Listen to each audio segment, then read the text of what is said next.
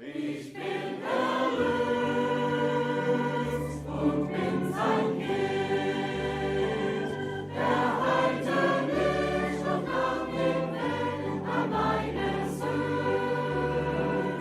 Mein Herz ist froh, es lobt und preist. Gott sandte seinen Heiligen Geist. Es ist ein Wunder, oh ja, ein Wunder. Es ist ein Wunder, dass der Heiland mich so liebt. Es ist ein Wunder, oh ja, ein Wunder. Es ist ein Wunder, dass er Heil und Leben gibt. Ich fand das Glück, das wahre Glück, und möchte niemals mehr zur Welt und Sünd zurück. Nie mehr zurück, nie mehr zurück. Denn Jesus fragt mich all mein Glück. Es ist ein Wunder, oh ja, ein Wunder. Es ist ein Wunder, dass der Heiland mich so liebt. Es ist ein Wunder, oh ja, ein Wunder. Es ist ein Wunder, dass er Heil und Leben gibt. O Sünder, komm, nimm Jesus an, damit an dir der Herr ein Wunder tun kann. Er heilt dein Herz, dein müdes Herz, und dann führt dich himmelwärts. Es ist ein Wunder, oh ja, ein Wunder. Es ist ein Wunder, dass der Heiland mich so liebt. Es ist ein Wunder, oh ja, ein Wunder. Es ist ein Wunder, dass er Heil und Leben gibt.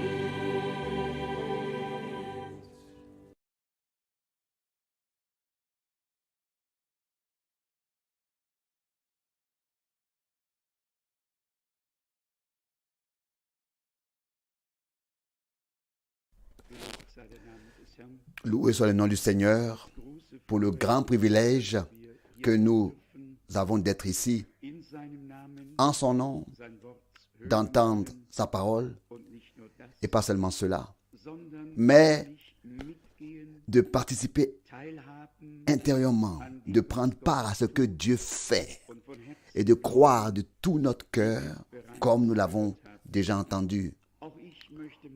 Pour ma part, je voudrais également souhaiter à tous une très cordiale bienvenue dans le cher nom, dans le précieux nom de notre Seigneur. Nous nous réjouissons tout particulièrement de la venue de frères et sœurs de l'Est. Que Dieu les bénisse au milieu de nous et qu'il les nourrisse abondamment afin que tous puissent emporter une pleine mesure de la parole et de la bénédiction de Dieu. Nous sommes reconnaissants au Seigneur d'aplanir les chemins, d'ouvrir les portes, de donner des possibilités pour que la parole puisse être portée et aussi pour que les portes de fer s'ouvrent. Et nous espérons vraiment que beaucoup de choses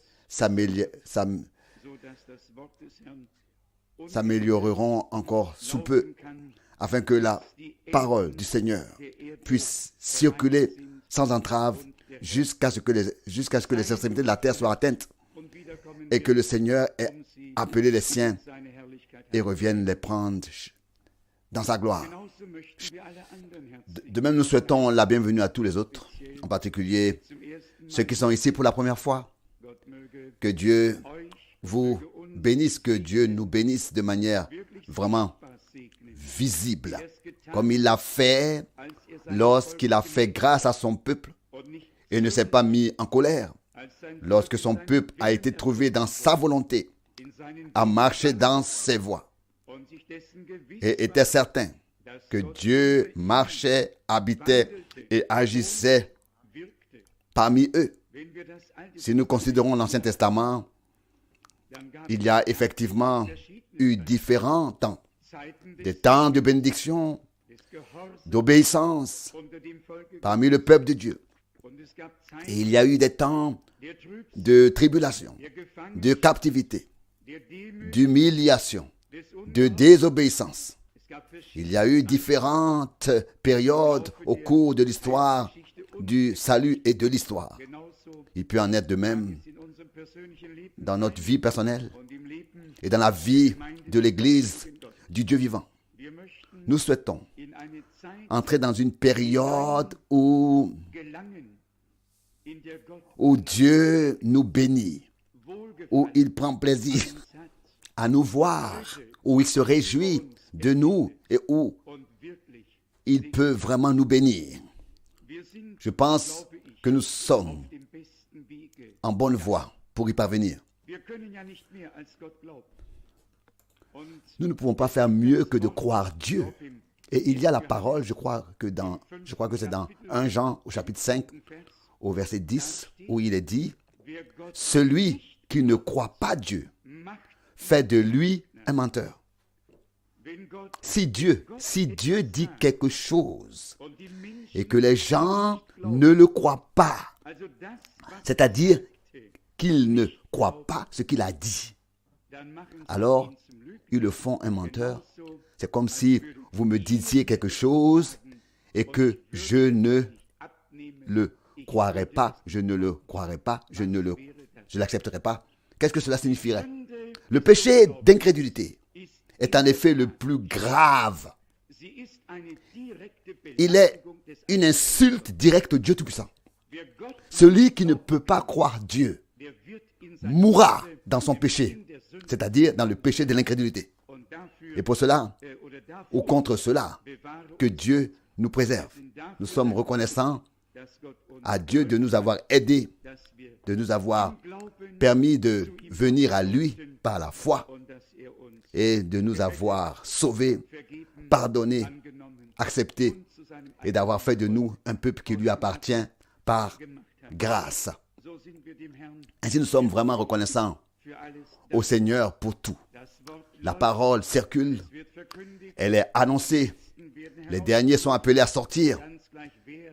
quel qu'il soit et où qu'il soit. Ich habe es oft genug Et je l'ai souvent dit, wie bei Paulus, comme pour Paul, so auch in diesen de Tagen même en ces jours, devant haut et bas, wird Zeugnis abgelegt on témoigne et Dieu sait comment il peut sauver, und wer sich qui est-ce qui peut sauver et qui se laisse sauver ihm kommt, die Wahl et vient à lui. bei uns, Le choix ne nous appartient pas, la prédication nous a été imposée, der Rest le reste ist zwischen Gott, est entre Dieu et les hommes. ob sie annehmen Qu'ils acceptent oder ablehnen, ou refusent, qu'ils disent oui ou non, das können. nous ne pouvons pas l'influencer.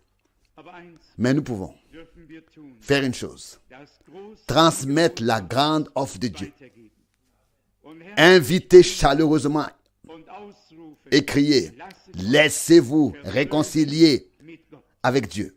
Gott hat Dieu s'est réconcilié avec l'humanité am Kreuz sur la croix à Golgotha, in Jesus en Jésus-Christ, unserem Herrn. notre Seigneur. Aber jetzt ergeht Mais maintenant, l'appel lasset euch mit retentit, laissez-vous réconcilier avec Dieu. er hat sich mit uns, L'appel est lancé, laissez-vous. Il s'est réconcilié avec nous. Mais maintenant, nous devons accepter cette réconciliation und ihm dafür et l'en remercier de tout cœur. De tout cœur. gesagt, auch Comme je l'ai dit, nous avons de très bonnes nouvelles de ces trois pays, wie vorher schon comme aus den zentralen précédément pour les pays d'Afrique centrale. scheint so, Il semble que als habe Gott Dieu ait particulièrement diesen Kontinent visité ce continent ces dernières années. Les gens affluent en grand nombre pour écouter la parole du Seigneur. À Abidjan aussi, spécialement, nous avons eu des réunions bénies. De nombreux frères sont venus de différents endroits, des pays voisins, pour écouter la parole du Seigneur. Des réponses ont été données aux questions. Ce qui n'était pas clair a été clarifié. Et je suis toujours à nouveau reconnaissant pour le lien que nous avons à la parole de Dieu, avec la parole de Dieu. Et j'ose presque dire, et ce n'est ni par arrogance ni par prétention. Il peut m'arriver des choses à moi aussi, mais une séparation, un détachement de la parole de Dieu, cela me semble impossible. Je suis une partie de la parole et la parole est en moi et je suis dans la parole. Une séparation de la parole ne peut pas être possible chez un véritable enfant de Dieu. Car la parole est la semence. Et il est dit que si la semence demeure en vous, 1 Jean, alors nous ne pouvons pas pécher contre Dieu. Et puis bien sûr, que la parole de Dieu demeure éternellement, comme nous l'avons entendu. Et Jésus a dit, si mes paroles demeurent en vous, non seulement, pas seulement que vous les entendez, vous en discutez, mais qu'elles demeurent en vous, qu'elles deviennent une révélation. Si mes paroles demeurent en vous et que vous demeurez en moi, c'est de cela qu'il s'agit, en fait, ces jours-ci. Frère Kupfer m'a montré auparavant une brochure avec une longue liste de différentes églises libres et communautés. Et j'y ai jeté un coup d'œil rapide. Et comme Frère Rousse l'a déjà mentionné, ce sont des personnes, ce sont des voix qui s'élèvent. Comme nous pouvons être reconnaissants que Dieu nous ait parlé par sa parole. Ce n'est pas ce que dit telle ou telle direction, mais ce que Dieu a dit dans sa parole. C'est ce qui nous engage, c'est ce qui est contraignant pour nous. De toute façon, à la fin, tout sera jugé selon la parole de Dieu. 2 annonces sont faites. On nous demande régulièrement si le souper ne pourrait pas être célébré plus souvent parmi nous. Je peux vous consoler en vous disant que si Dieu le veut, nous aurons le souper du Seigneur le premier week-end d'octobre. Nous aussi, nous aimerions le célébrer plus souvent. Mais j'y ai probablement senti dès le début la direction du Saint-Esprit. Je ne voulais pas en faire une forme répétitive, que cela devienne une habitude. Je ne voulais pas cela. Ce n'est pas dans mes habitudes, mais nous l'avons quand même assez souvent dans l'année et à des occasions particulières. La Pâque n'était pas non plus célébrée chaque dimanche ou chaque sabbat, et ainsi de suite. Mais le souper du Seigneur, ou la fraction du pain, se faisait quotidiennement, en fait, dans le christianisme primitif, dans les maisons. Ici et là, on peut le lire dans les Actes des Apôtres. Il n'y a pas de prescription directe sur la fréquence de cette célébration. Et je pense que lorsqu'on la célèbre, il faut que ce soit dans le recueillement, que tout notre cœur soit dans la chose et que Golgotha se présente à nous de manière toujours nouvelle, à savoir ce qui s'y est passé, ce qui s'est passé pour nous. Entrons dans l'observation de la parole. Vous savez qu'en ce lieu, nous suivons la parole que Dieu a adressée à l'Église autrefois, que la parole de Christ habite parmi vous avec abondance. Je ne crois pas que vous ayez entendu des histoires qui ont été annoncés ici, mais que vous avez toujours entendu à nouveau la parole de Dieu parce qu'elle a été annoncée. Il me tient à cœur que nous comprenions en tant qu'Église du Seigneur que nous n'avons pas seulement entendu la vérité, mais que Dieu veut nous ramener à l'ordre divin tel qu'il est écrit dans la parole et qu'il veut vraiment nous édifier sur le fondement très saint de la foi. Non pas seulement en tant qu'individu ici et là, mais comme Église tout entière. Je lis le chapitre 2 de 1 Pierre. 1 Pierre, chapitre 2, versets 3 et 5.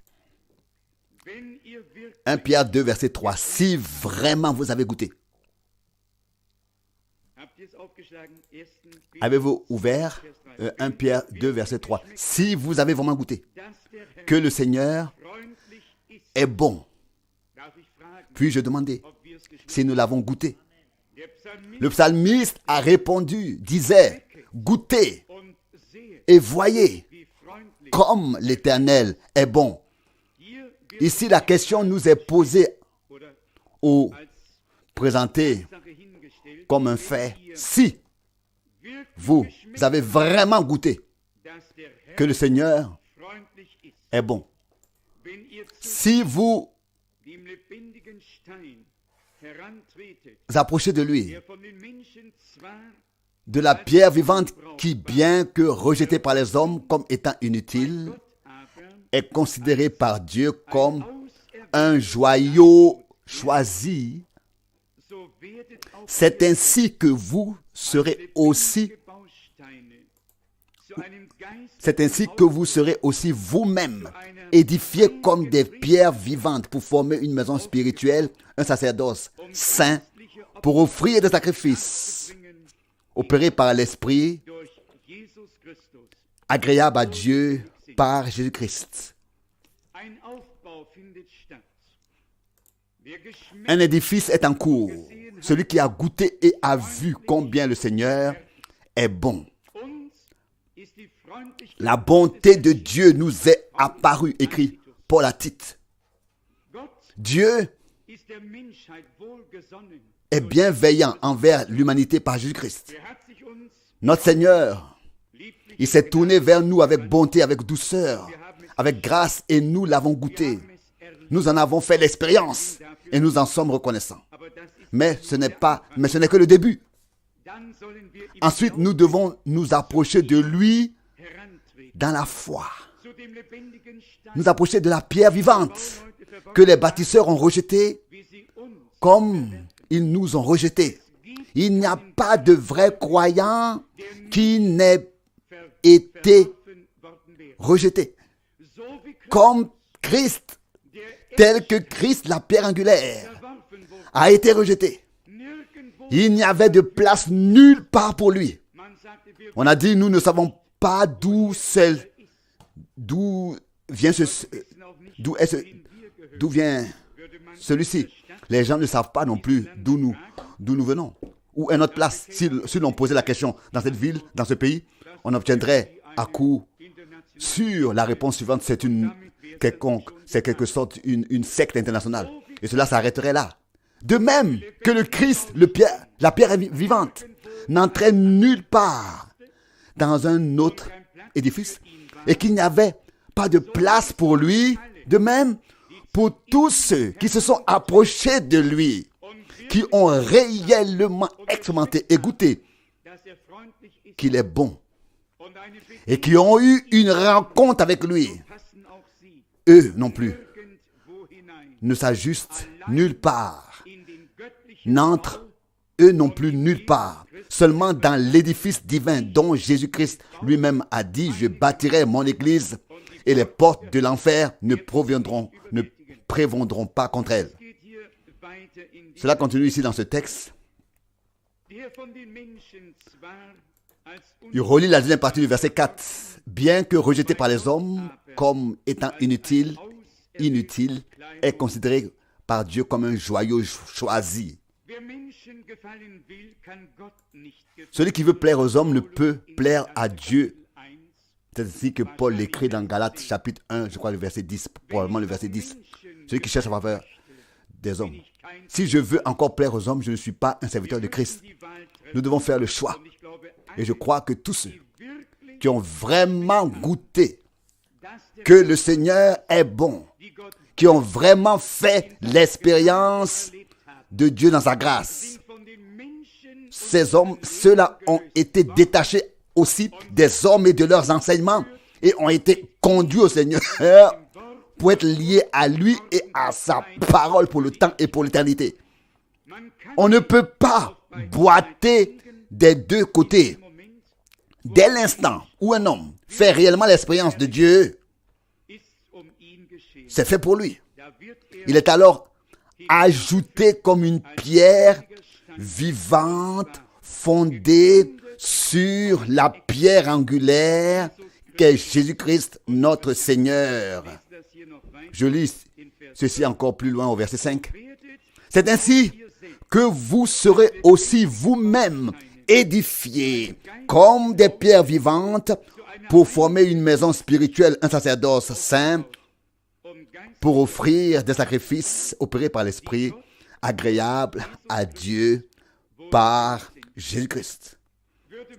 Si l'on posait ici la question avec notre intelligence humaine, comment serait-il possible, d'une part, que nous soyons des pierres de l'édifice destinées à être assemblées dans cet édifice, et d'autre part, que nous offrions des sacrifices spirituels agréables à Dieu, opérés par l'Esprit?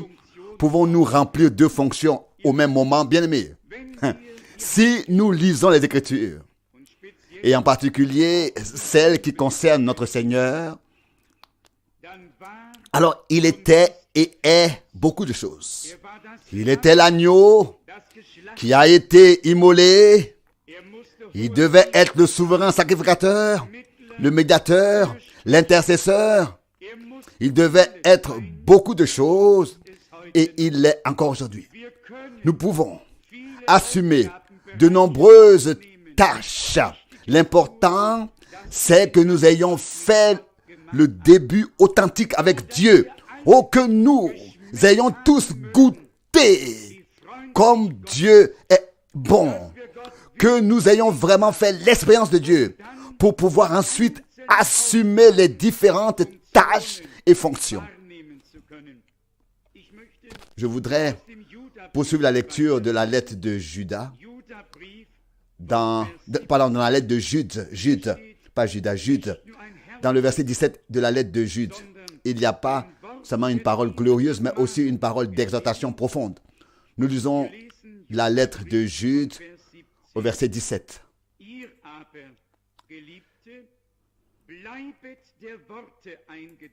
Mais vous, bien-aimés, souvenez-vous des paroles que les apôtres de notre Seigneur Jésus-Christ ont prononcées autrefois. Vous savez ce qui a précédé cette déclaration? Comment a été décrite la situation telle qu'elle serait au temps de la fin et telle qu'elle était déjà à l'époque? Les temps ne changent pas trop. Tout reste comme avant. Cela ne fait qu'empirer. À l'époque, Jude avait déjà dit « Malheur à eux » au verset 11.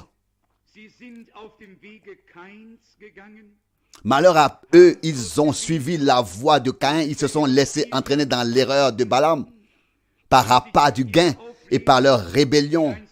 Ils ont péri comme autrefois Corée. Il y a toute une liste.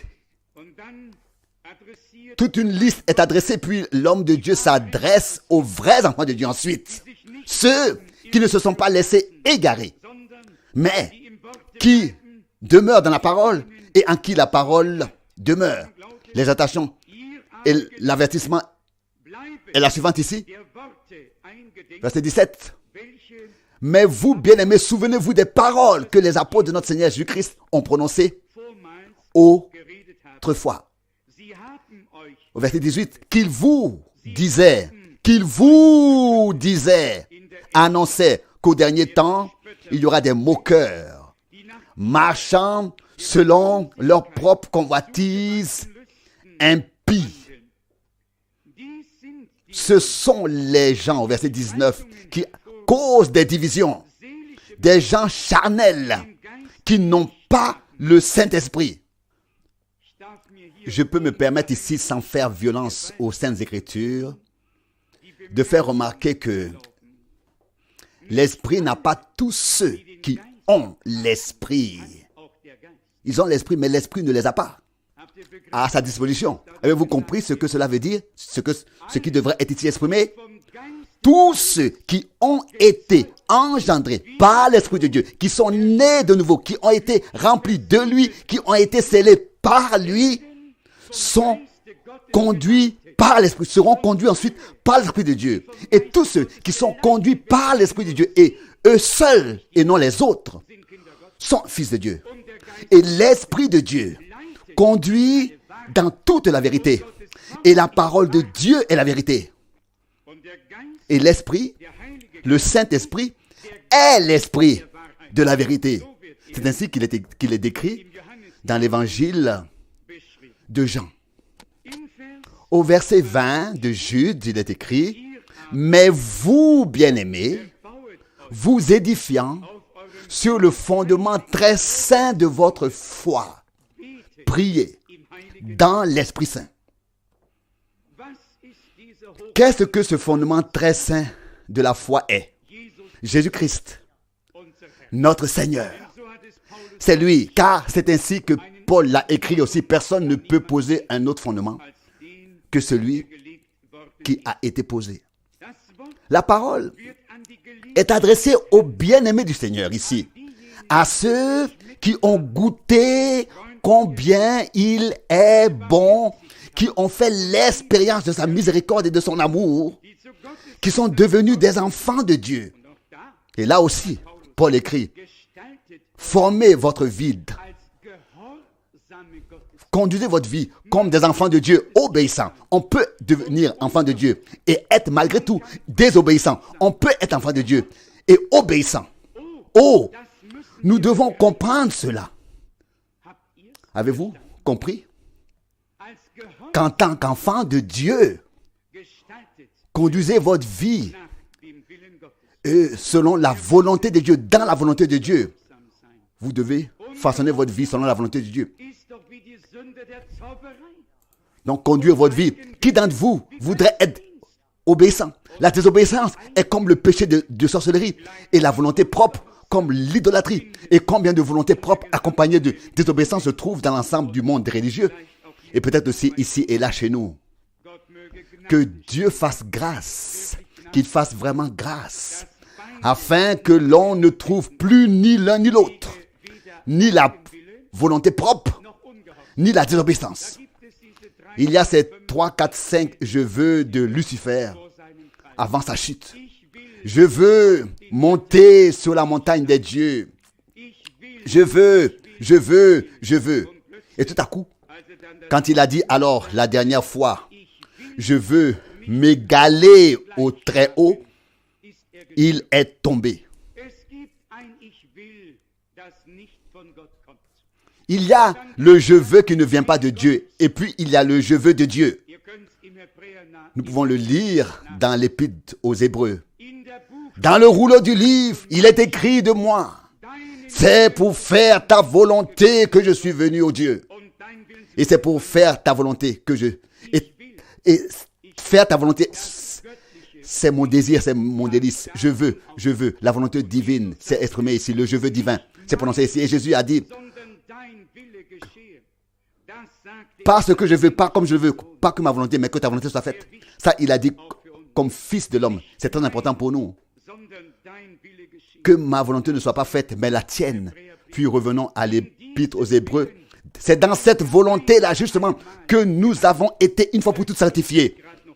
Peut-être que je devrais encore le lire. Ça devrait être facile à trouver. Ce sont des paroles, n'est-ce pas, connues, des versets connus dans Hébreux, chapitre 10. Hébreux, chapitre 10, à partir du verset 7.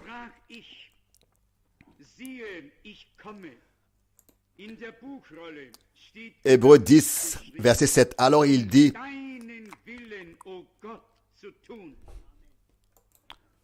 voici que je viens, il est écrit sur moi dans le rouleau du livre pour faire ta volonté, ô Dieu. Avons-nous compris cela? Maintenant, transporté à tous les enfants de Dieu. Nous sommes nous aussi ici sur terre pour faire la volonté de Dieu. Avant de pouvoir faire la volonté de Dieu, nous devons savoir quelle est la volonté de Dieu à notre égard. Le verset 8 poursuit ainsi. Tandis qu'il dit au début, tu n'as pas voulu de sacrifice et d'offrande,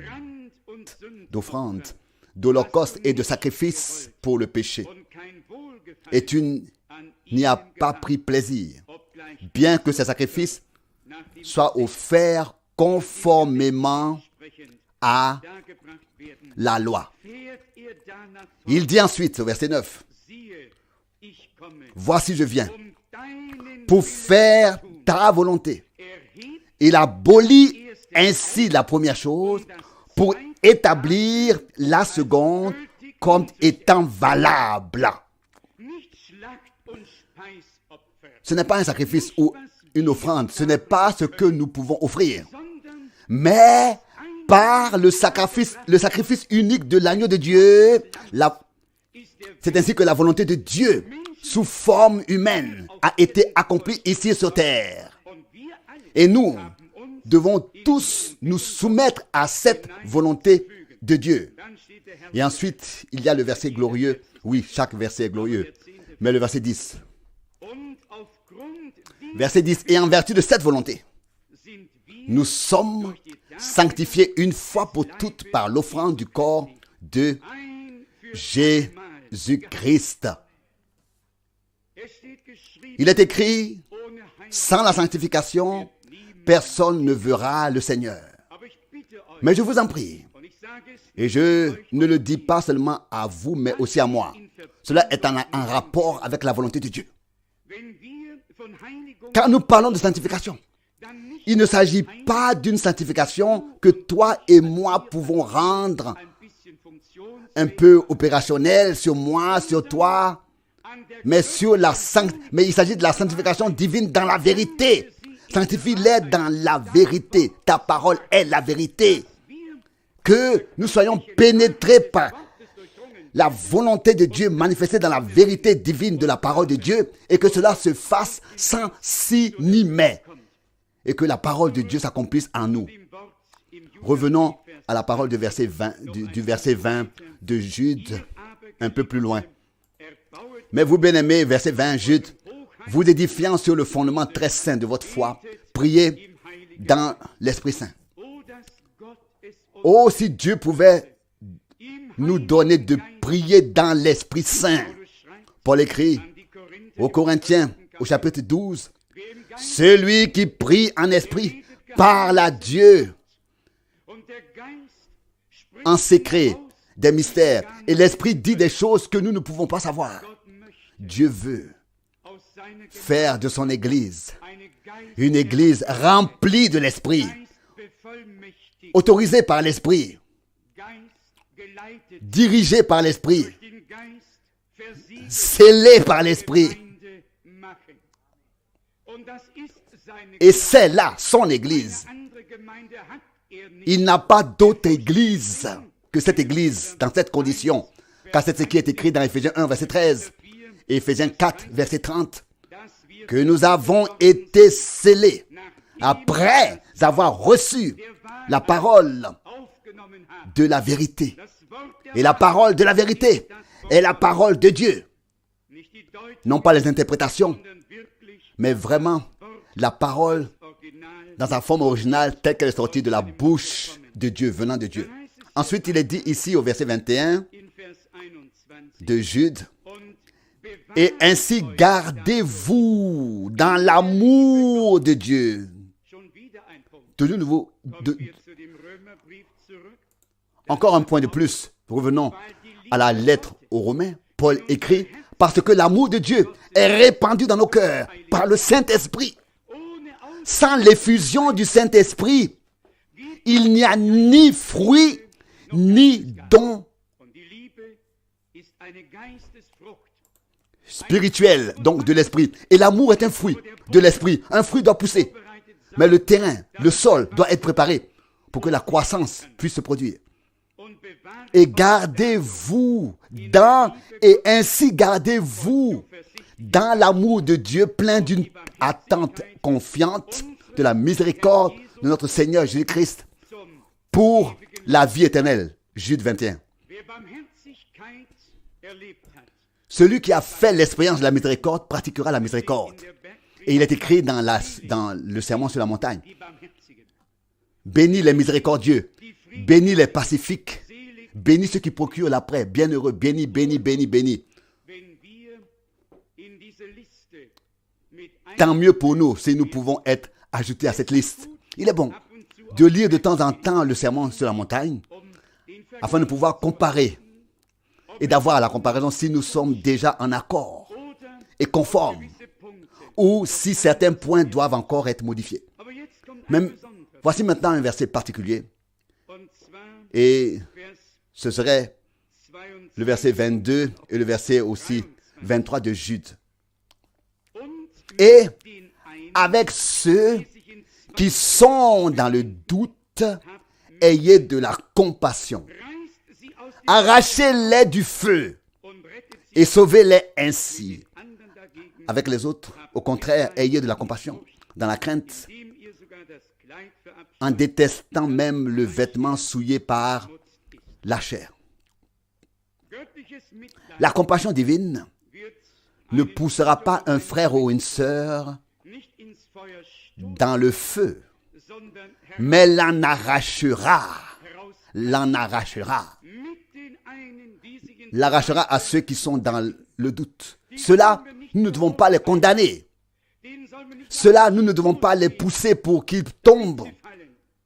Ceux-là, nous devons les saisir, les arracher pour qu'ils ne tombent pas dans le feu.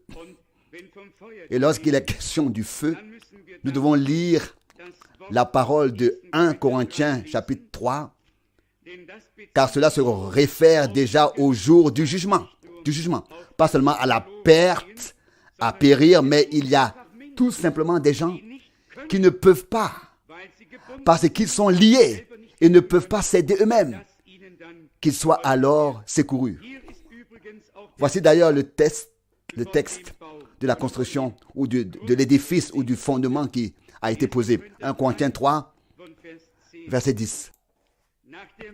Selon la grâce que Dieu m'a accordée, 1 Corinthiens 3, verset 10, j'ai posé le fondement comme un architecte habile.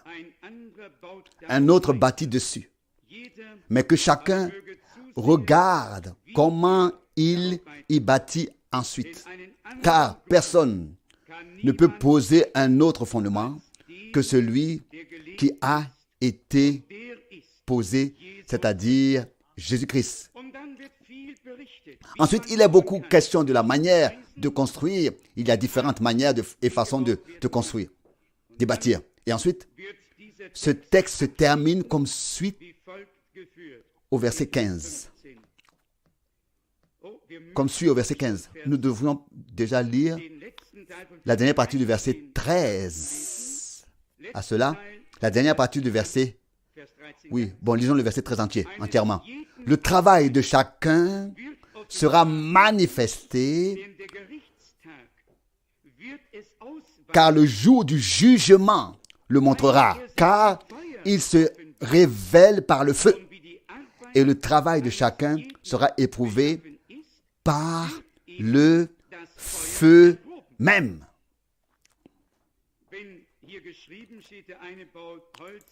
C'est écrit ici que l'un construit du bois, avec du bois, du foin et de la paille. C'est une affaire du feu, pour le feu. Et le feu, il met fin assez rapidement.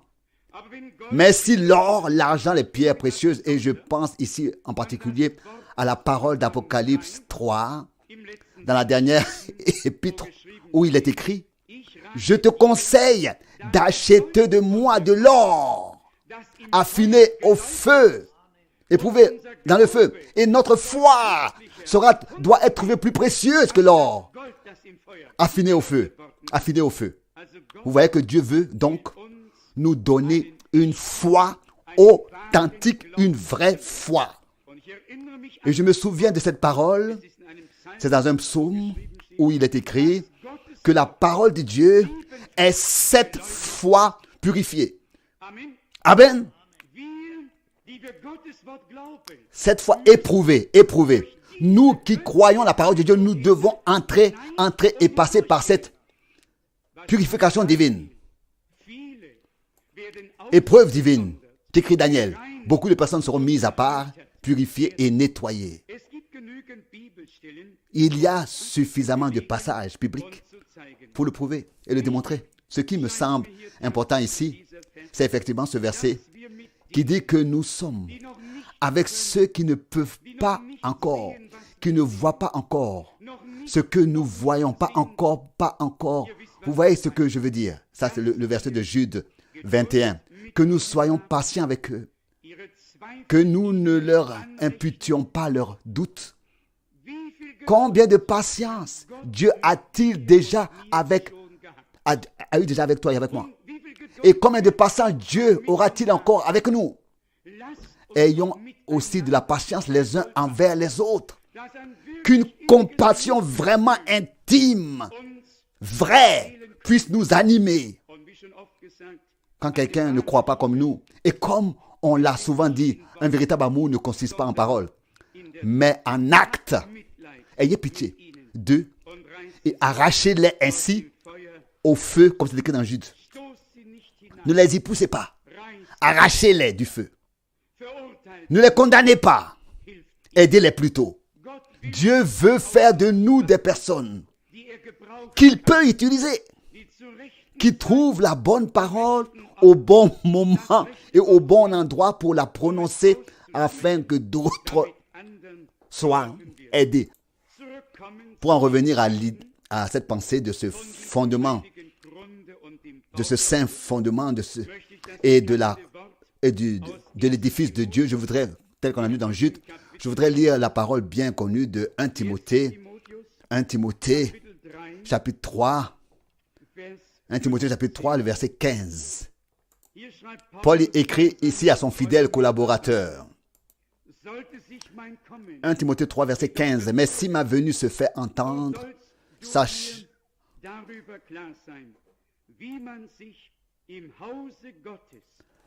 Mais afin que tu saches si je tarde, comme il faut se conduire dans la maison de Dieu qui est l'église du Dieu vivant, la colonne et l'appui de la vérité. Ailleurs dans l'épître aux Hébreux, l'apôtre écrit: la maison de Dieu, c'est nous. Peut-être devrais-je justement le lire aussi. Il est préférable de lire les passages bibliques à haute voix et ne pas se contenter de les citer. Car très vite, on pourrait avoir dit quelque chose de différent de ce qui est écrit. Hébreux chapitre 3, du verset 4. Hébreux 3, verset 4. Car chaque maison est construite par quelqu'un. Mais celui qui a construit toute chose, c'est Dieu. Quant à Moïse, bien qu'il ait été fidèle dans toute sa maison, en tant que serviteur, pour témoigner de ce qui devait être annoncé comme révélation.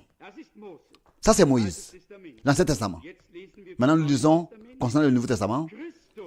Mais Christ l'est comme fils sur sa propre maison. Et sa maison, c'est nous. Sur sa propre maison. Et sa maison, c'est nous. Pourvu que nous restions inébranlablement attachés jusqu'à la fin à la joyeuse assurance et à l'espérance dont nous nous glorifions. Il faut, pour atteindre le but, aller jusqu'au bout. La moitié du chemin ne profite à personne. Qu'écrit à son tour Paul aux Corinthiens, que celui qui court le fasse bien, sinon il ne sera pas couronné. Et si quelqu'un veut courir correctement, qu'il se débarrasse de tout ce qui l'entrave, afin de pouvoir ainsi participer à cette course. Vous avez certainement tous lu cette histoire lorsque cet homme a eu la malchance de se faire prendre lors des derniers Jeux olympiques et d'utiliser certains stimulants. Il a alors été disqualifié. Cela ne faisait pas partie du programme. Nous devons jouer selon les règles du jeu de Dieu. Et nous devons rester dans les limites de la parole de Dieu. Il n'y a pas d'autre moyen. Et s'il est maintenant écrit ici, en ce qui concerne la maison de Dieu dans le Nouveau Testament, la maison, c'est nous. Pierre écrit auparavant, comme des pierres vivantes, nous sommes joints ensemble. Le Christ est ressuscité, il vit. Et l'édifice de Dieu est vraiment un édifice vivant. De même qu'il n'y a pas de membre mort à la tête vivante de Jésus-Christ, dans la tête vivante de Jésus-Christ, de même, il n'y a pas de pierre morte dans l'édifice de l'Église du Dieu vivant. Il faut d'abord que l'homme ait fait l'expérience de Dieu, qu'il soit né de nouveau pour une expérience vivante et qu'il soit ainsi devenu vivant. Et ce n'est qu'alors qu'il pourra être introduit dans cet édifice. Dans l'Ancien Testament, nous avons une magnifique leçon d'illustration. Salomon est allé chercher de partout les moyens nécessaires à la construction du temple. Les cèdres du Liban et tout ce qu'il y avait à prendre. Il l'a pris. Il est allé le chercher. Et tout a été travaillé et finalement, sans qu'il soit nécessaire de scier, de marteler ou de sculpter, l'édifice a été magnifiquement assemblé et joint. Et comme il est écrit, on n'a plus entendu de coups de marteau, de bourrin ou de scie. Nous sommes maintenant ajustés. Et je crois que la prédication sert à cela. Ce n'est pas l'un qui travaille l'autre. Mais sous la parole de Dieu, nous sommes tous mis en jugement. Mais grâce soit rendue au Seigneur, pas dans la condamnation, dans le jugement. Et ensuite, nous reconnaissons là où ça ne va pas. Et nous nous laissons corriger. Nous nous laissons corriger pour ensuite continuer à avancer avec le Seigneur. Paul écrit aux Éphésiens, dans le même sens, au chapitre 2, une parole que nous connaissons tous très bien, Éphésiens, chapitre 2, versets 20 et 21. Édifié sur le fondement des apôtres et des prophètes, dont le Christ Jésus lui-même est la pierre angulaire. En lui, tout l'édifice, solidement uni, s'élève pour devenir un temple saint dans le Seigneur. En lui, vous êtes aussi édifiés pour être une habitation de Dieu en esprit. Bien-aimés, nous ne pouvons pas nous contenter, nous satisfaire à avoir reçu la révélation de la parole pour ce temps, d'avoir entendu le message divin et de le croire aussi. Un objectif divin élevé y est lié. Lorsque nous parlons, il n'y a peut-être rien derrière. Lorsque Dieu parle, cela se produit. Il donne son ordre et ça existe. C'est écrit dans le psaume 33, probablement. Là où c'est écrit, c'est écrit. Dieu a quelque chose en tête. À la fin du temps de la grâce, il faut qu'une troupe qui a reçu grâce, qui a trouvé ou vécu le salut devant Dieu, existe. Et qui a été vraiment préparé comme résultat de ce qui doit s'être passé depuis Golgotha jusqu'à l'achèvement.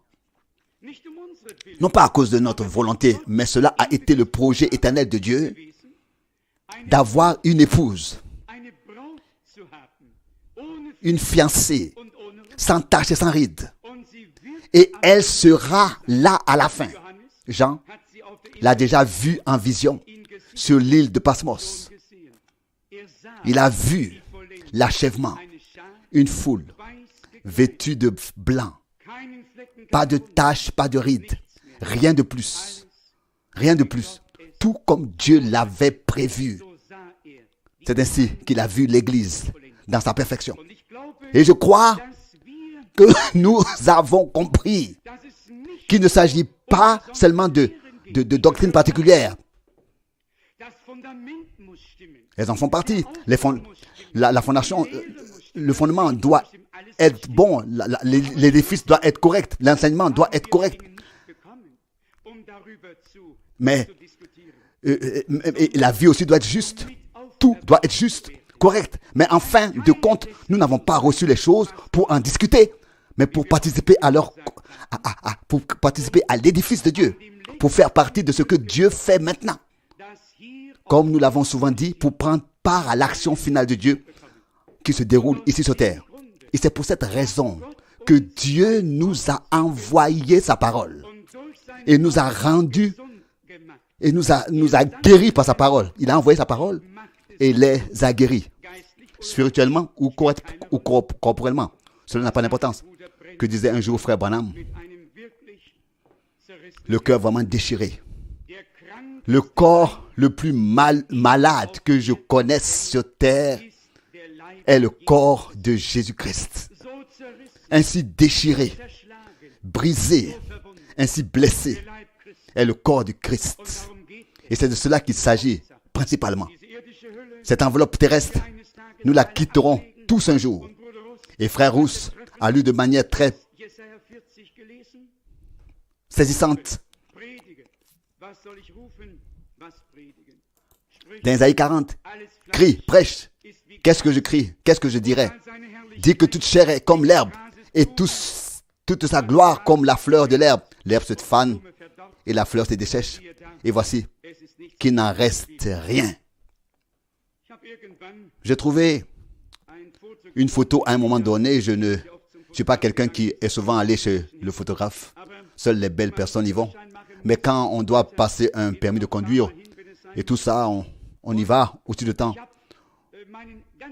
en temps, si c'est nécessaire. Et j'ai retrouvé mon très vieux permis de conduire de 1951. Et j'ai vu la photo et je me suis dit, mais ça a l'air très différent. Pour l'instant, comme à l'époque, n'est-ce pas? Mais c'est le chemin de l'homme. Nous fleurissons et nous nous fanons. Mais en tant qu'enfants de Dieu, nous avons en nous, dans notre âme, dans ce corps, nous portons un trésor divin. Et Paul disait déjà, je ne veux pas être dépouillé d'abord, j'aimerais mieux être revêtu tout de suite. Ne pas voir la mort d'abord, mais être transformé, changé, mais quoi que ce soit, quoi qu'il en soit. Nous emportons tout de même avec nous une substance divine. Et là, Paul dit également une belle parole adressée aux Corinthiens, quelque part au verset 19, et même si notre corps terrestre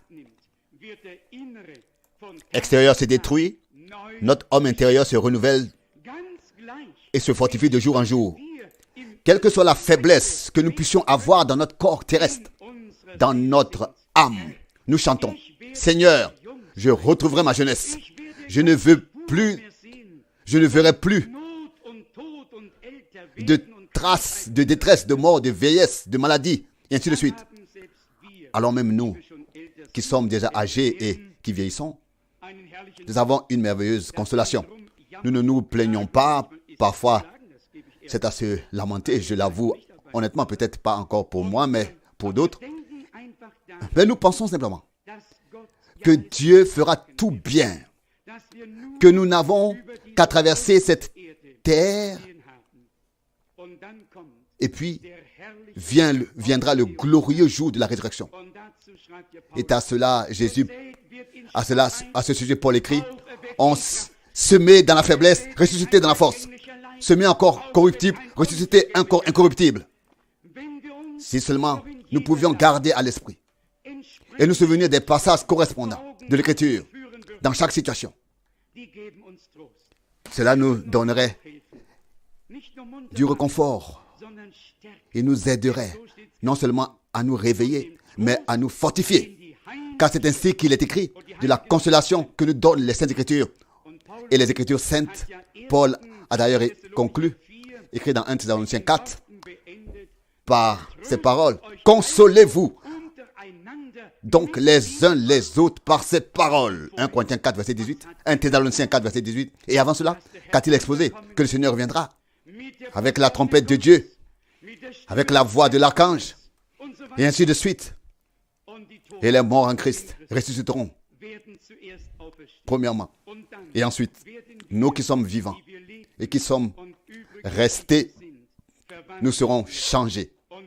Nous serons changés et nous irons à la rencontre du Seigneur dans les airs.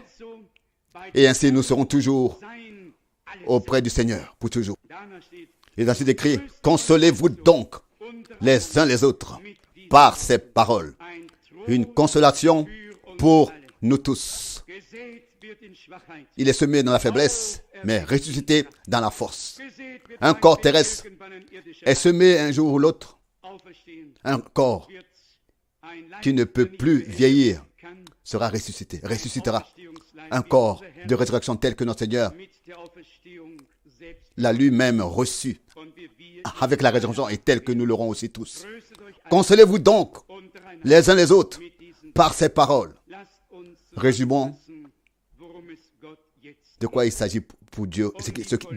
Résumons ce qui compte pour Dieu maintenant. Il s'agit pour lui de l'achèvement de son Église qui est bâtie sur le fondement des apôtres et des prophètes, où Jésus-Christ lui-même est la pierre angulaire. Le Seigneur n'a vraiment qu'une seule Église et tous ceux de toutes les autres églises peuvent faire partie de cette Église, peuvent appartenir à cette Église uniquement s'ils servent le Seigneur, s'ils se laissent appeler à sortir, c'est qu'ils goûtent et expérimentent combien il est bon et s'ils sont rendus vivants par la nouvelle naissance et sont ensuite insérés dans l'édifice de Dieu en tant que pierre spirituelle. Nous venons tous de différentes dénominations et croyances, mais Dieu nous a fait grâce. Nous croyons qu'il fera encore grâce à beaucoup de gens et qu'il en appellera encore beaucoup d'autres, afin que la récompense de ces douleurs soit grande et que Golgotha en ait pleinement valu la peine. Je crois en cela. Je crois que Golgotha en a valu la peine. Je crois que le Seigneur aura une foule qui l'aura cru, qui lui aura fait confiance, qui lui aura obéi et qui cheminera avec lui jusqu'à la fin, jusqu'à ce que nous passions de la foi à la vue des pierres vivantes, joints ensemble pour former son édifice divin, dans lequel des sacrifices spirituels doivent être offerts. Jude a dit, priez dans le Saint-Esprit. Oh, si Dieu pouvait répandre son esprit de telle sorte que tous prient dans le Saint-Esprit, que tout soit édifié, affermi et fondé comme Dieu le veut. Je crois en cela. Je crois qu'à la fin, l'Église sera comme elle était au commencement. Et si quand l'Esprit là-bas se répandait et que les gens étaient bénis et utilisés par Dieu, alors nous pouvons aussi nous attendre à une puissante effusion du Saint-Esprit. Et si autrefois, littéralement, le bâtiment tremblait, tout est possible. Ce ne serait pas la première fois. Je crois que c'était Pierre ou bien Paul. En tout cas, alors, une fois c'était Pierre, ou l'autre fois c'était Paul, je crois que c'était Pierre. Alors que subitement, la porte de la prison, c'est tout. Les portes se sont ouvertes devant lui. Et il pensait que c'était un songe. Ce n'était pas un songe. Les vrais enfants de Dieu ne vivent pas des rêves, mais ils expérimentent des réalités. Il a été conduit à l'extérieur. Les portes se sont ouvertes devant lui. Je n'ai aucun problème à croire cela. Dieu n'a-t-il pas les moyens de déverrouiller et de refermer une telle serrure? Il peut faire sortir n'importe quelle porte de ces gonzes, faire monter et descendre n'importe quelle porte de prison vers le ciel sans qu'il y ait de fissure. Dieu peut tout faire. Et pour qui le fait-il? Pour les siens qui lui font confiance, même à l'heure de l'épreuve. Ils lui font vraiment confiance et placent leur espérance en lui. Mais le Seigneur fera tout bien, même avec toi et avec moi. Que son saint nom soit loué, son merveilleux nom saint. Amen. Père Céleste, je te remercie de tout cœur pour le grand privilège qui nous a été accordé de voir et de goûter combien tu es bon. Tu t'es révélé à nous dans une grande bonté. Nous t'avons reconnu. Nous savons qui tu es, le même que tu étais dans l'Ancien Testament. Yahvé de l'Ancien Testament est Jésus du Nouveau Testament. Le même Seigneur, le même Dieu, dans le seul but de réaliser son dessein, s'est révélé dans la chair, s'est manifesté dans la chair. Seigneur bien-aimé, comme nous te remercions de nous avoir permis de faire l'expérience d'être réconciliés avec Dieu. Sauveur, nous t'en prions, rends-nous vivants. Seigneur bien-aimé, crée un peuple au cœur pur qui sera sanctifié pour toi, qui est sanctifié ensuite pour toi. Crée-le par la puissance de ton sang. Baptise-nous de feu et d'esprit, afin que nous te glorifions en langue, que notre cœur te loue, t'exalte. Seigneur, tu ne donnes que de l'authentique et du vrai. Et c'est ce que nous attendons et c'est sur quoi nous comptons. Fidèle Sauveur, continue à bâtir toi-même ton Église. Implique-nous, insère-nous et achève cet édifice jusqu'au moment où l'on s'écriera salut, salut, salut à lui. Car la dernière pierre est entre ses mains, entre les mains de Zérubbabel. Seigneur bien-aimé, tu es à la fois la première, la pierre angulaire et la dernière pierre, l'alpha et l'oméga, le premier et le dernier. C'est à toi que nous nous sommes confiés. Oh Seigneur, tu nous as rachetés. Tu as donné ton sang et ta vie pour nous. Nous sommes ici, Seigneur bien-aimé, avec tout ton peuple. Nous nous consacrons toujours à nouveau à toi. Aie pitié de nous. Fais-nous miséricorde. Fortifie-nous dans la foi. Pardonne, n'impute rien et fais-toi même crée toi-même ton chemin avec et parmi ton peuple. Nous te remercions pour tes paroles de nos jours. Ta parole n'est pas seulement une parole écrite dans le livre saint appelé Bible. Ta parole est devenue vivante par la révélation du Saint-Esprit et écrite dans des cœurs renouvelés, révélés en ces derniers jours. Fidèle Seigneur, que tu es grand, que ton nom est glorieux. Tu fais de grandes choses pour nous et pour toutes les extrémités de la terre. Nous te prions, Seigneur fidèle, de bénir ton héritage, de donner un nouvel éclat de grâce, un nouveau courage, une nouvelle force, une nouvelle confiance, une nouvelle obéissance pour te suivre. Nous savons que tu as commencé et que tu achèveras. Je te remercie pour tous mes frères et sœurs qui sont ici et pour tous ceux qui ne peuvent pas être ici. Seigneur, tu sais où ils se trouvent. Bénis les tiens sur toute la terre et sois avec nous tous. Aussi en cette heure aussi, nous te soumettons les intentions, les requêtes, les prières particulières, quelles qu'elles soient, en particulier la femme de notre frère bien-aimé de Wolfsburg.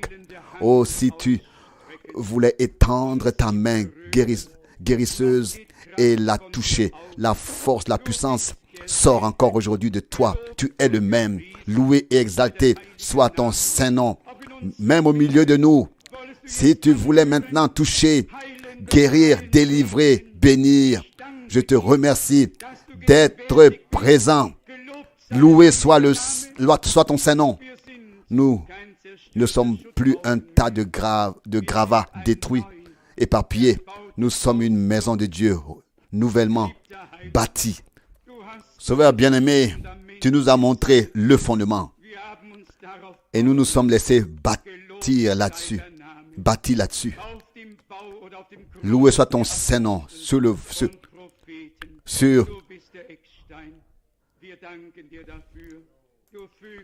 fondement des apôtres et des prophètes. Tu es la pierre angulaire. Nous te remercions. Pour cela, tu ajoutes des pierres vivantes vers toi. À toi, tu appelles et dis, venez à moi, vous tous qui êtes fatigués et chargés. Je vous donnerai du repos pour vos âmes. Je vous donnerai du repos, du rafraîchissement. Oh Dieu, il y a un repos pour le peuple de Dieu. Et je te le demande maintenant. Donne à tous cette certitude que Golgotha est devenu une réalité divine aussi dans leur vie. Et que nous n'attendons plus. Nous ne faisons que attendre l'achèvement, le changement de notre corps. En attendant ces choses au Seigneur, change déjà nos vies, nos cœurs, nos âmes, afin que nous devenions des hommes qui marchent dans tes voies.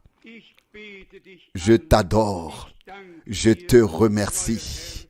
Seigneur fidèle, tu as fait de grandes choses pour nous ici. Nous te louons pour cela et glorifions ton merveilleux et glorieux nom de Jésus, en qui seule la grâce, le salut et la délivrance, oui, en qui Dieu s'est révélé et en qui tout peut être trouvé. Ah Seigneur, élève vraiment, fais luire ton visage sur nous. Ne détourne pas le regard. Regarde-nous à travers Golgotha et lève ton visage sur nous. Tes mains bénies, fais-nous grâce de croire et de te faire confiance. Oui, donne-nous ta paix, ta bénédiction, ton salut. Je te rends grâce de ce que tu l'as fait. Je t'en remercie. Au nom de Jésus. Amen. Amen.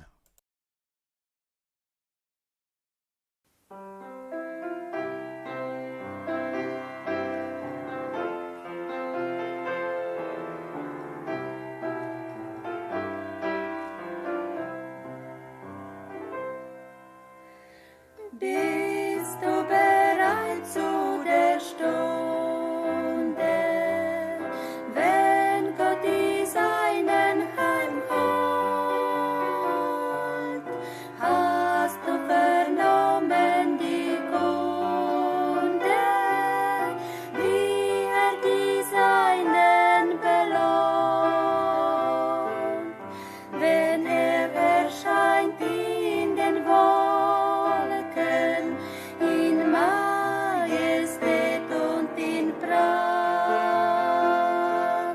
Ich kann's nicht sagen in Worten, mein Herz es jubelt und lacht.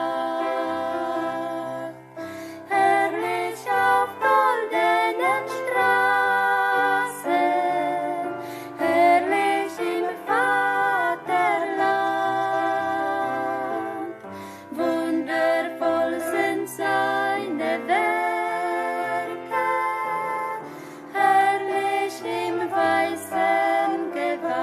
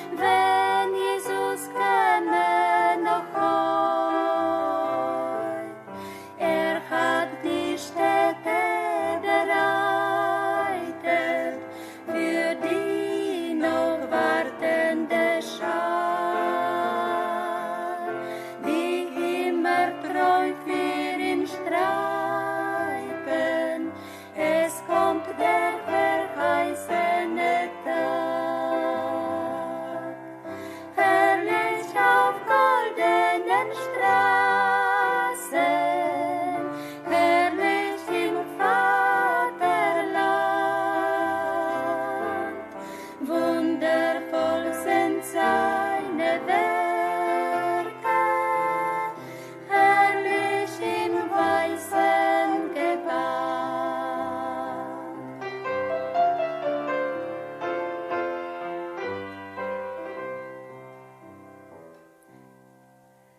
Nichts ist vom Leid mehr geblieben, Spott und Hohn sind dann vorbei.